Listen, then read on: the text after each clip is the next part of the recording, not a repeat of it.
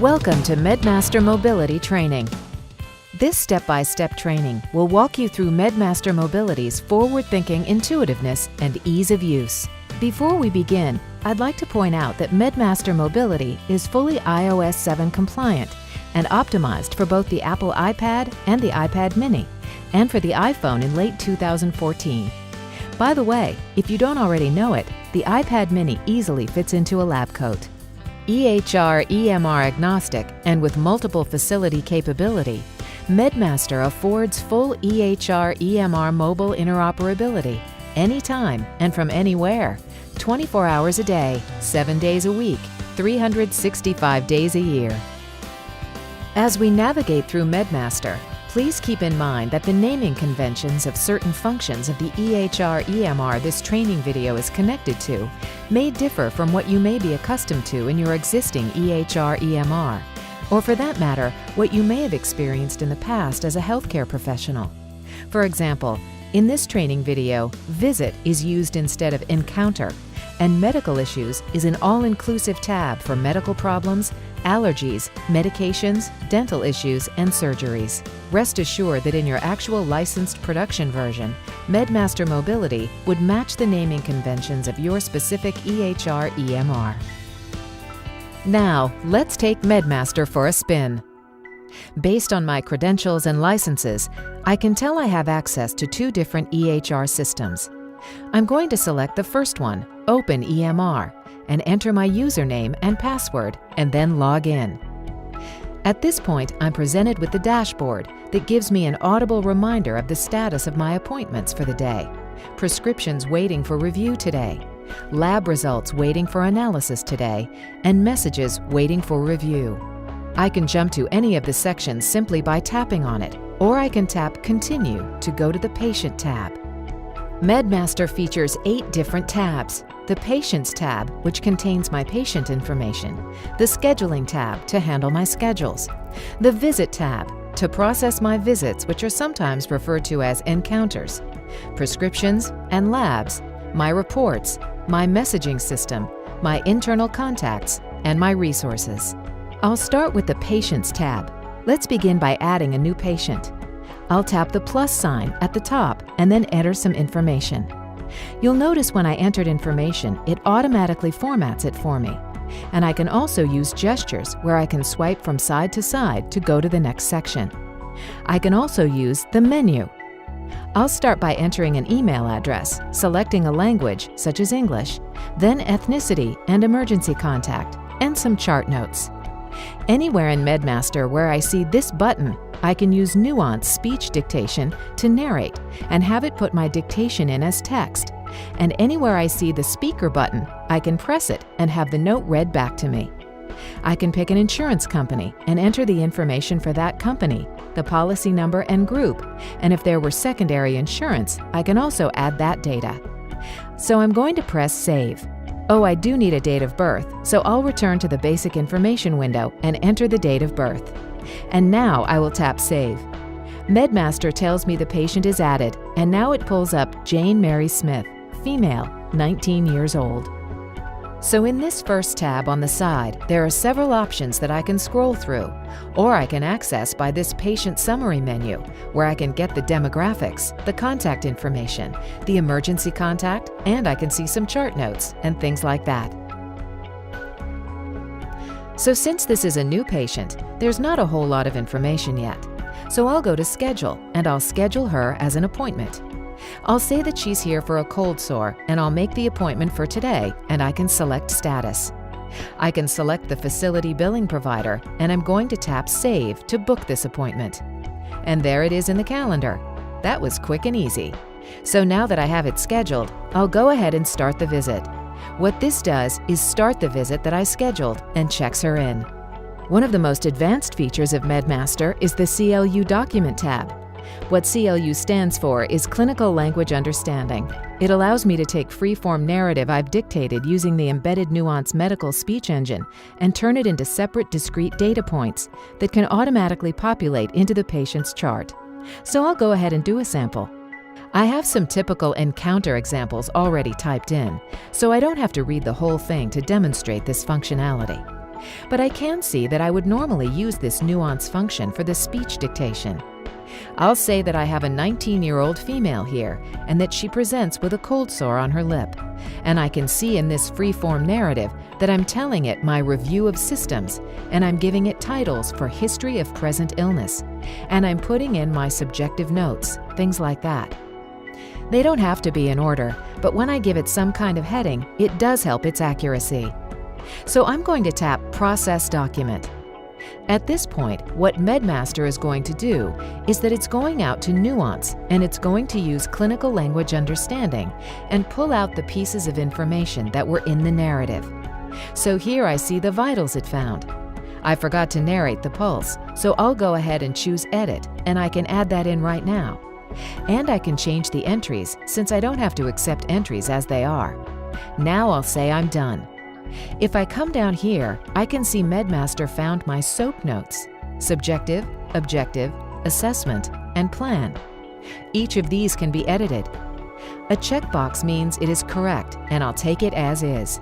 If I uncheck it, it means I don't wish to add this portion to the record. These are the ICD-9 codes used by MedMaster, which are determined by the narrative. Each one of these will be entered as a separate illness entry to the EMR. And in the ROS, MedMaster found a sore throat and a fever. And in the prescriptions, it found the RX norms for the prescriptions that were dictated. Also, the allergy was noted. Again, in each of these sections, I can accept any portion or I can add and edit. I'm going to tap Commit, and now MedMaster is going to make those changes to the electronic medical record. So now that I've committed the changes to the EMR, if I go to the Patient tab, pull up Mary Jane Smith, and tap on the medical issues, I'll see that MedMaster populated these very distinct problems: the fever unspecified, the allergy to penicillin, medications, etc. I can tap on any of these and I can go ahead and edit the information. And I can add a new medical problem from here. I'll add asthma, and then I'll do a search and say this is the code that I want and today is the begin date. This is the first reoccurrence, and I'll say pending follow-up, and then I'll go ahead and tap Save. Now I can see asthma is a new problem, and it's all followed up with. So going down to the Medications tab, I can see that her past medications, which I now see are inactive, I can review her allergies, and I can check for allergies and outstanding prescriptions.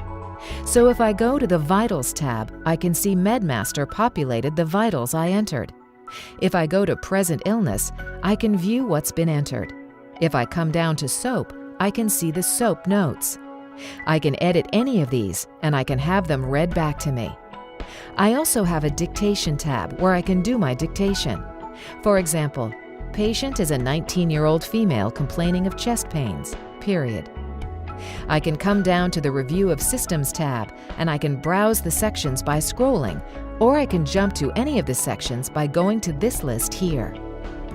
Perhaps I want to add something to the ROS respiratory. Let's say cough is yes, wheezing is yes, and yes for sputum. So now I can save those changes to the record, and that is the ROS. I can also access ROS via the checkbox method. So once again, I can see my sections and I can check the items that I want. Then I'll just tap Save. Now if I go back to my ROS and I tap Speaker, it will read the problems I've entered so far for Jane back to me. If I come down to prescriptions, I can add a prescription. Let's see, I'll go ahead and tap that. Then when done, tap Add to Medications and allow substitutions and save. Now I have my prescription added. I can do billing items right from here. I can tap Plus. I can select CPT code or ICD-9.